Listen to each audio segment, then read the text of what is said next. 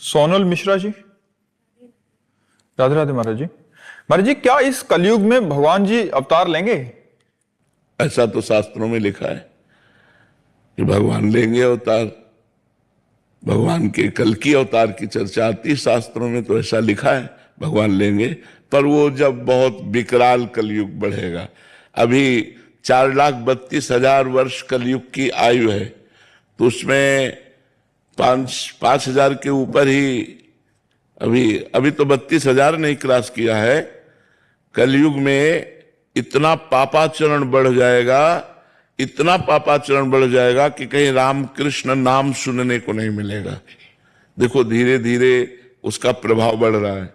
मतलब कलिकाल का प्रचंड स्वरूप जब आएगा तब तो हाय हाय मची जाएगी। अभी तो बच्चा है, 4,32,000 में अभी तो 5,000 वर्ष व्यतीत हुए, और अगर 32,000 क्रॉस करेगा तब कैसा होगा जब 2,00,000 क्रॉस करेगा। तो अब लिखा है कलिकाल बिहाल किए मनुजा, नहीं माने को अनुजा तनुजा। बेटी बहन का भेद खत्म हो जाएगा, पशुवत भोग आचरण शुरू हो जाएंगे, तांडव राक्षसी स्वभाव का। जब ऐसा महाभयंकर पापाचरण होगा तो उस समय भगवान का अवतार हुआ, कल की अवतार। फिर वो दुष्टों का विनाश करके तब फिर सतयुग आ जाएगा। वो आखिरी में 4,32,000 पूरे होते होते आखिरी में भगवान का अवतार होगा। जब भगवान का अवतार होगा उसी समय से सतयुग लग जाएगा, कलयुग की पूर्णता हो जाएगी। पर कलयुग अभी बहुत बहुत बहुत दुख है कलयुग में, बहुत दुख कलयुग में। शरीर स्वस्थ नहीं। अब देखो कैंसर ऐसे होने लगा जैसे जुकाम बुखार। जिसको देखो तेरे दिन खबर मिलती उनको कैंसर हो गया, और कैंसर का मतलब जीवन बर्बाद हो जाना। वो सब कीमो लगवा के वो 1-2 साल भले और घसते, इसके बाद शरीर छूट ही जाता है। अब कैसे कैसे भयंकर रोग बढ़ रहे हैं, कैसी कैसी भयंकर व्यवस्थाएं हैं।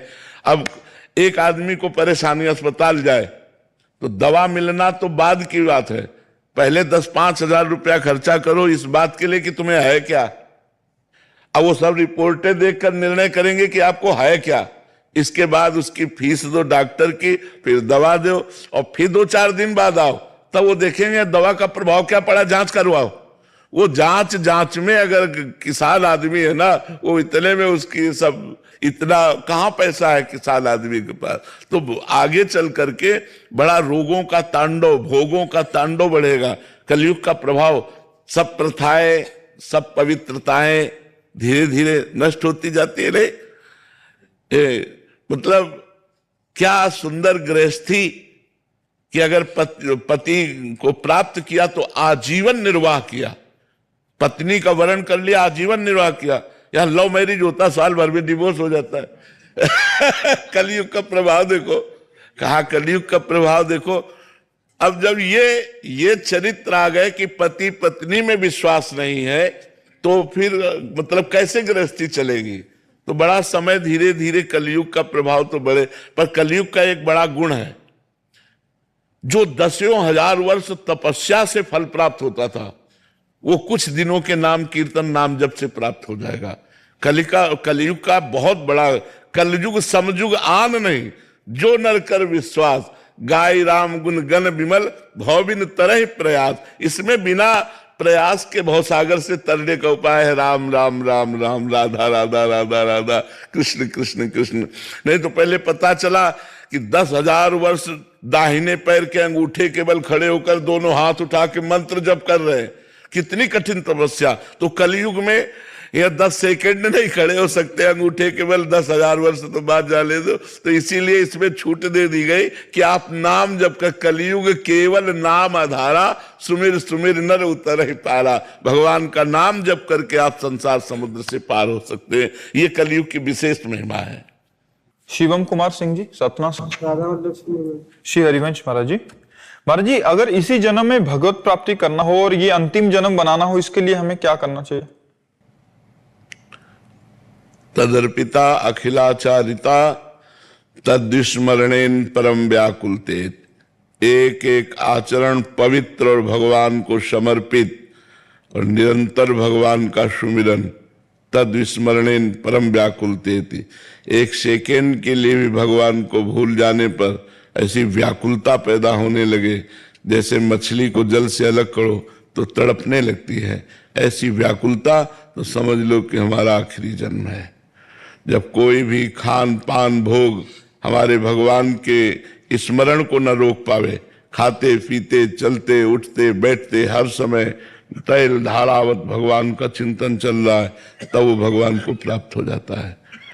अखंड स्मरण भगवान की निश्चित प्राप्ति करा देता है। तो हमारे आचरण पवित्र हो, हमारा खान पान पवित्र हो, हमारे विचार पवित्र हो और खूब भगवान का निरंतर नाम स्मरण करें और हर कर्म को भगवान को समर्पित करें, तो इसी जन्म में हमारा काम हो जाएगा।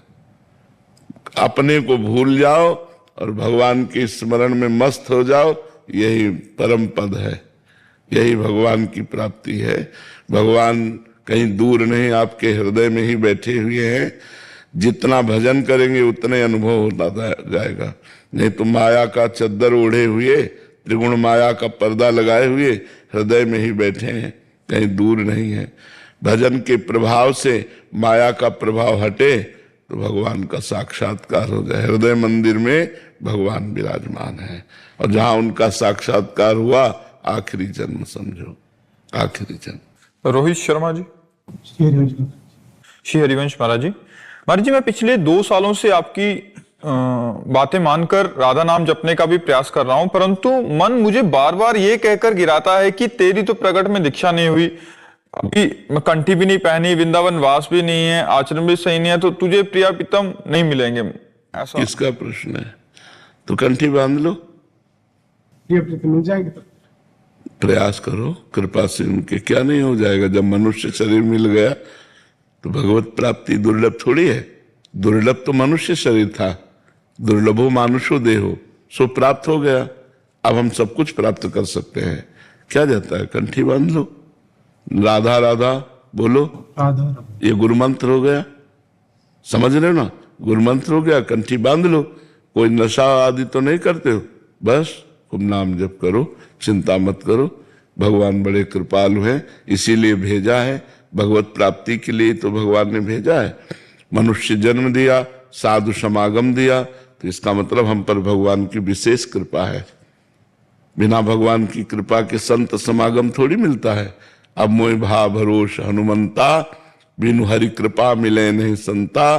तो हरि की कृपा हुई तो संत समागम मिला, और संत समागम का फल है भगवत प्राप्ति।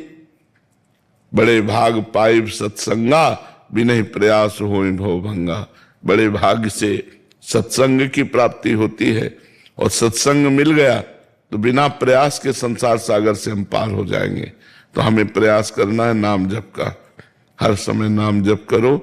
कोशिश करो कि भोजन पवित्र हो। प्याज लहसुन पाते हो? मैं घर वालों को भी लेके आया हूँ वृंदावन ना। घर वाले भी मेरे साथ वृंदावन आए ना पहली बार। अच्छा, और इधर नियम ले लेते कि ऐसा कुछ नहीं खाए। हाँ, बहुत उत्तम बात है। यदि ऐसा हो जाए तो उत्तम बात है। ठीक है, देख लो करके।